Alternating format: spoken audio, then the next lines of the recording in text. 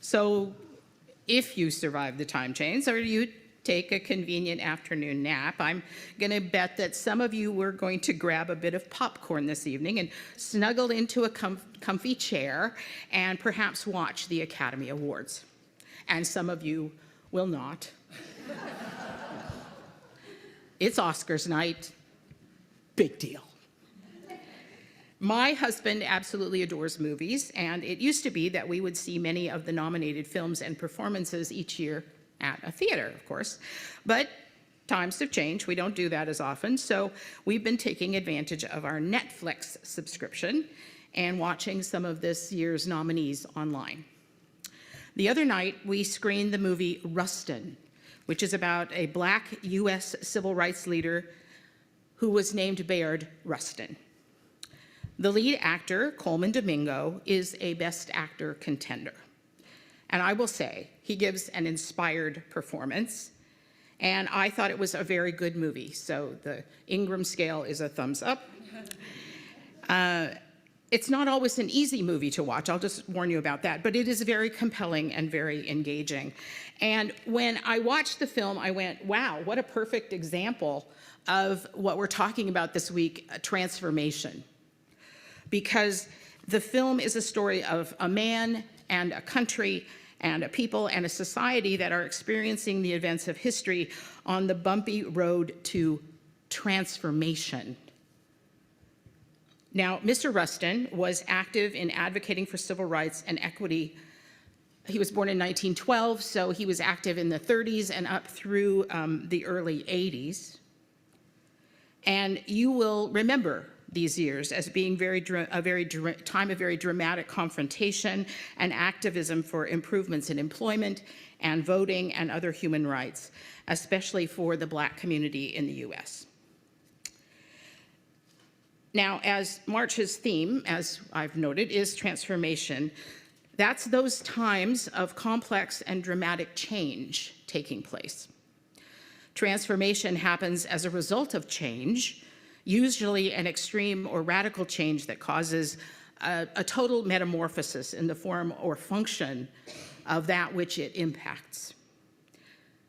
Transformation can happen very planfully, but usually it's more spontaneous.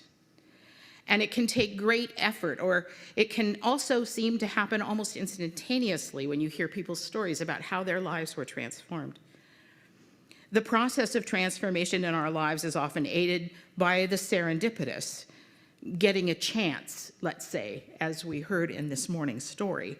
But it's also furthered by seeking out mentors, helpers, facilitators, opportunities, and other things and people who share with us enthusiasm and support and vision and encouragement. Some of our transformations are that fast, and some of them take a lifetime.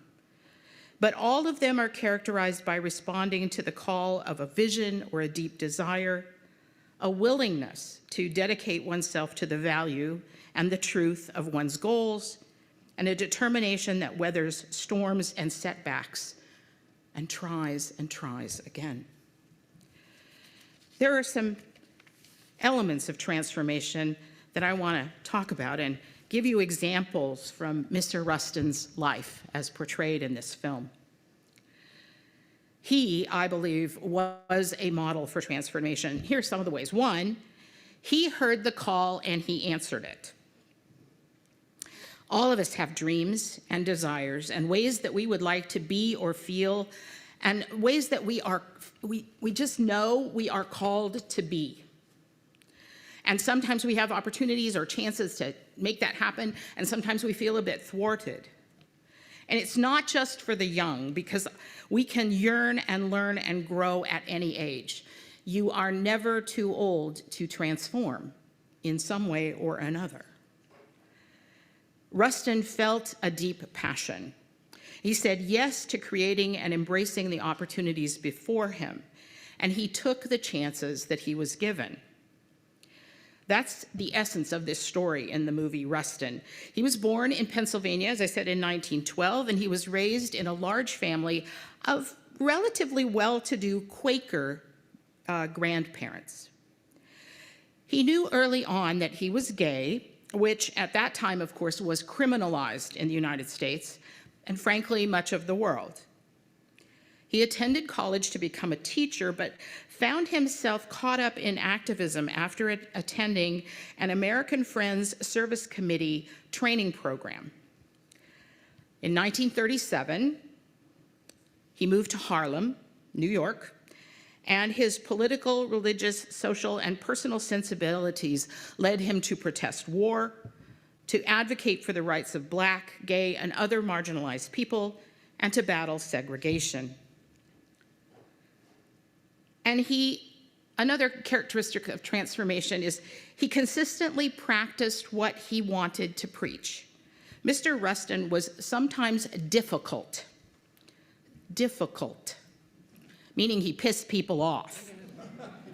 Because of his strength of conviction and his passion and his focus, sometimes he sat in the front of the bus when he wasn't supposed to. He demanded change when it wasn't convenient. He refused to compromise his values when he got incredible pressure to do so, or to calm it down a little bit, or to wait. And he was willing to pay the price when he had to. Through his involvement in a variety of Black-led organizations, including the NAACP, the Congress for Racial Equality, and the Fellowship of Reconciliation, Mr. Rustin spoke. He also smoked, but spoke is the word I'm looking for here. He advocated, he took action, he got arrested, he went to prison, and he got beaten numerous times for taking a stance.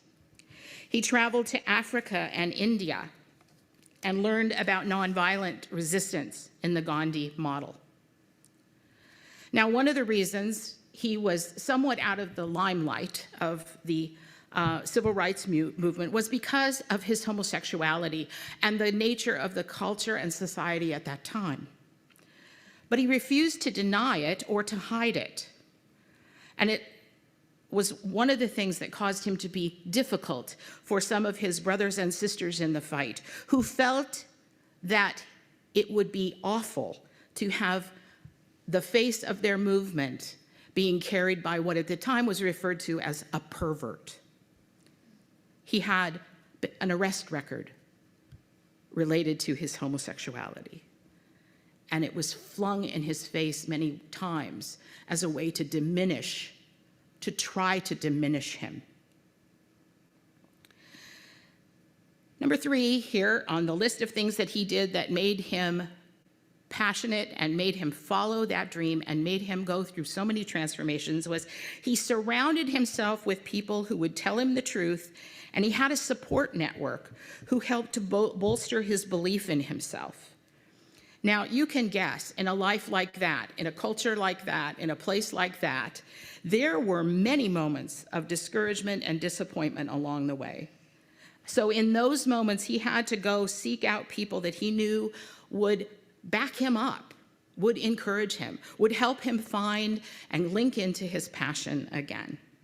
One of those was Dr. Martin Luther King Jr., for whom he became a trusted advisor, who encouraged him to, and he encouraged Dr. King, for whom he became a mentor in pursuing his passion and transforming. He encouraged him to embrace nonviolent civil disobedience and action as a way forward for the civil rights movement. Mr. Rustin's passion and determination made the 1963 March on Washington a reality. And you may not remember 1963. Some of us remember it a bit. Some of us remember it a bit too well. Over 250,000 people gathered on the Capitol Mall in Washington, D.C. Mostly they were Black men and women from throughout the country for whom travel was arranged in buses, and some people on planes, and some people walked, and some people drove. And they got there, they attended that event, which was meant to mark the 100th anniversary of the Emancipation Proclamation. They showed up because they wanted the vision of that proclamation to become a reality. 100 years later, it hadn't. You could make an argument that 100 and a bunch of years later, we're still not there. But one direct action that came from that was the passage in the United States of the Civil Rights Act in 1964. Another thing that was in his favor as a part of transformation, and I think is incredibly important, is he never stopped being curious, never stopped being open to growing and learning. He was willing to ask questions and take risks and to try and try again. With his open heart and an open mind, he became unstoppable.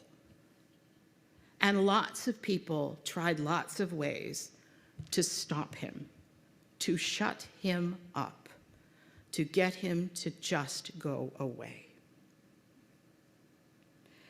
I mentioned that he offered his support as a teacher and a mentor and a guide for those who needed his support, who needed his enthusiasm to relight their own spark. And he was involved with working with young people about the civil rights movement and about personal freedom and about finding their voice for activism in all of the years of his life.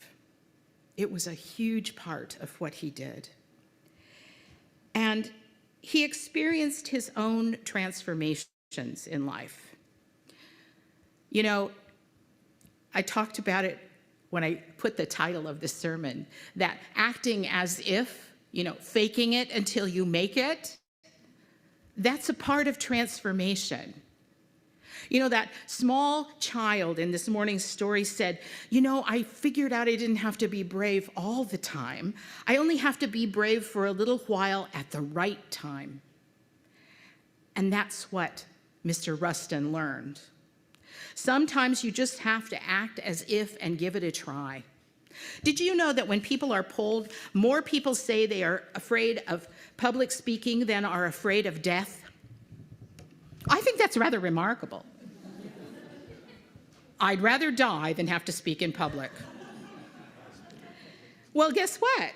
You're a little intimidated by public speaking? Well, just fake it. Act like somebody who can do this. And guess what? Later, you find out you can. Not always perfectly, but you can. That's an important part of transformation, is having such conviction, such passion, such caring for what you think your goal is, that you say, I will step up to the plate. I will take that chance, and I will give it a try.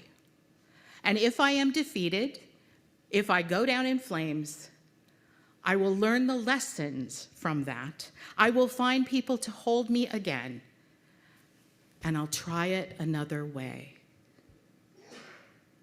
When you watch that film, Rustin, if you watch that film, Rustin, that's what you'll come away with. Keep trying. And I'm going to close this morning with a couple of things from Mr. Rustin. The measure of a great society is how it treats its most vulnerable members. And the second one that I just love. What is needed is the realization that power without love is reckless and abusive, and that love without power is sentimental and anemic.